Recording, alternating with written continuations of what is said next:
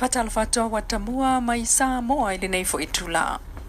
Ele whaingofiele tautua ina o Samoa, ma le tau mawhaiwhai ia le lei, i le mea e ngata ailo na iloa i mea tau pisinisi. O le whamtalanga le alpa a ngā telefou le li whai pisinisi saina Mr. G. O Mr. G tu sa o le lua tau sanga talu ona vea ai nei o ia, ma tangata anu o Samoa. O siria ma le lua sifulu tau sanga talu ona nofo maui i nei ma whai ana pisinisi whale ainga. Wha a whai ngā rue ngā ili siria le lua sifulu tangata i le amatanga mai vanga na ia kuka o saina lava sa kuka ai.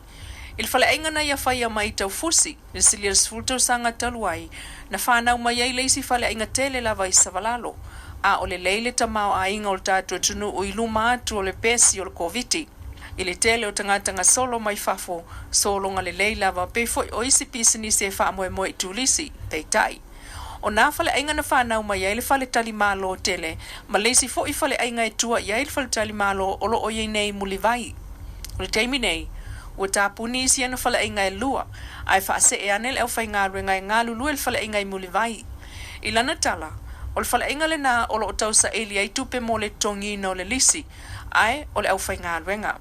I le tala noa Mr. G o lana ngā lue i Samoa, o ia lava o le Samoa moni, ma lona a inga e tolu o la alo ma lona whaltu o le tamaita i saina foi, peitai.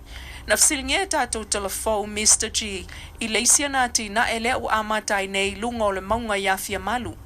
O le tina ele o lo mo le mawinai, le wha mama o le whanua pea ma le lua eka, mai o lo o eli ai fo i se lua i le pito i tua. Mai ia wha manino mai, paule nao se whanua ua patino tonu lava ia te iamalona ainga, o le taimi nei, o le lua o lo o eli ai, pea ma le lua sful futu whata wha valu futu loloto, wha moe moe mo suava i la whai. A o le whanua ia fia malu, o lona le nafa moe moenga e mose fale no folo lato ainga.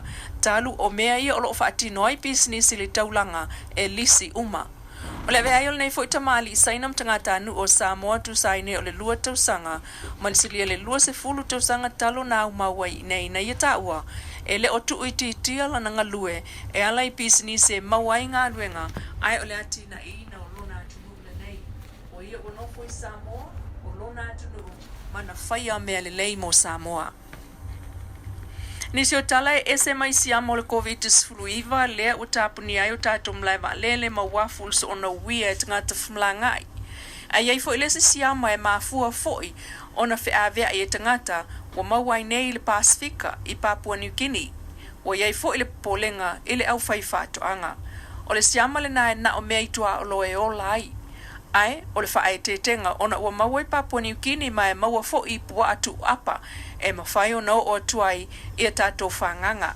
Ai, o le puipuinga lava lea, o lo o iei le papolenga e pe ona whau tuaina i nei le au whai mei tua o lo. E wa ai atinga, mai whafu atu e tele o sila fia le lei, e ta tau ona toe saka, whaatu a ave ai mei tua o lo. Talusanga i le malu o le au whaina fukua ai e au mai na tō mea ai mai whale ainga. Ai me se ala pe ai ni mea tu apa ia e iai ia ano ia wa a se tulota ia.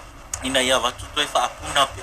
E so asu enga o le siama lea o el Pasifika i le teiminei mwhai ona nofo maola i se atinga o iaini a ano pua a wa afia mo se teimi umi lava. O le kulanga i le siama ningi, kusa e mawhai vo ile ne ona nofo le siama i se vaenga i se teimi umia. Ai le ai se pua se i tulo, o le teimi ai le pua. Papena lon to e mawhai on to e whiusua i mwha te tupua tirina i alona whaitau afa.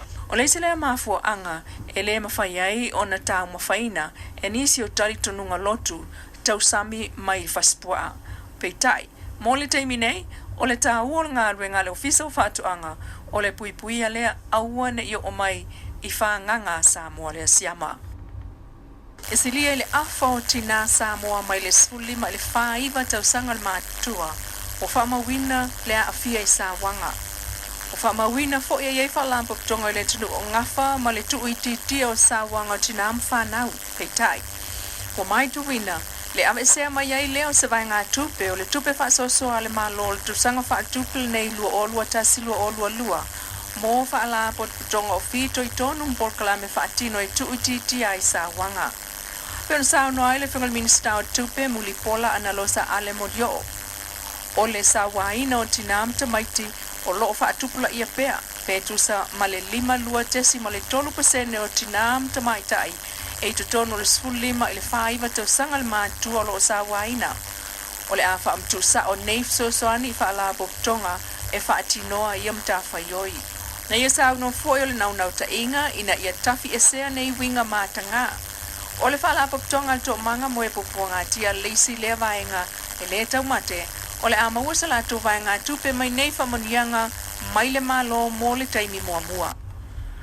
Ole faitasi pe failua le soli tula fon of atinol company Sene vaitele.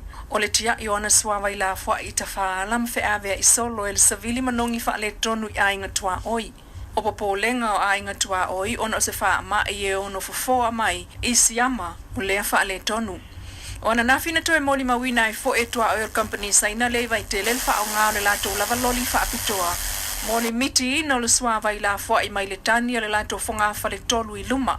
Ma avane to e suati sa itulo i tafaala o leisi o lato fonga fa le lua i le pito i tua. Moli mawina o lato eli se lua fa ala vai i tua ane o le lato lotoa i tafaala. Ma la fwa i la pisi apa ma le suava i la fwa i mai tane o le fonga fa le tolu o i luma. O suava i la fwa i le sa moli mawina le tafe ane le awala i au tafo le fale a onga. E ese mai i manongi ma le tafe le awala. E oso atu i leisi fo i fale a onga tūlanga lua i ngā uta atu. O le kampani lava le tasi, le ana tau fia le puma, po mta ngā luenga o ngā luenga tele la tō ngā luenga wha asoli tūla whono i staimi le i mau atu. Ina ua i loa ane le aise pe mita, na wha atino a ile se so onga o leisi fo i fo ngā fale lua, i lo lato whanua fau, i tua ane, o lo lato fo ngā fale tolu. Le e iai wha atasi ma le fale ngosi o loa i vaitele lama. Nafsingia vaenga o ngā whamaswama i la fwa il mtanga luenga si o mangam o wha nātura le MNRE peitai. Ta ua mai to tonu. E le aini wha amau maunga o atu o le nā wha ale tonu ia i la tō. Mai o le ao o atu iai nisi le so. E se tātou tala toe turi loa. O lo ta tala ale ava noa mo ni wha amtalanga e a inga i le wha lavelave tau tavale. Le anamali waile li italavo i atu au malitino vaitele. E maliutu au ai o se tama o ngai l'University wa Samoa. E tai. Napsinia leo se taun unga o yeila la to susu e ngali timinei. A ta olsu kumsina ni fionga upa au longo i tino Filipo. O lo tatala lava susu e ngā leo fai. Ile mafu anga o le maliu tu au. Ile su enga o le aveta vale matangata na iai. Peitai. O le fai ngatae le in seisi o fia tautala. Peitai. Ta ua le sui komisina o le isi vaenga o le suenga lea e o mai nei o ta atiai pia le ofisa o le loia sili. O le taunu unga o le sa ilinga a le vaenga wha apitoa le na malanga mai saina. Ta ua au apa au ele i o atu i ala tau se li poti o le suenga le vaenga saina le nana o mai. Na umalava ma ave le ofisa o le loia sili le na taimi. Ai mo le taimi nei. O lo ngungu lava lava ta vale mtangata na itutonu o le van, lea na so aina tu au ili awala i le mamau ese ane malolato fale i vaitele. Sau no au apa au o lo tala pia susu e ngā leo iai. Wata mwana mai Samoa lau Samoa Entertainment TV, faso i fuaya.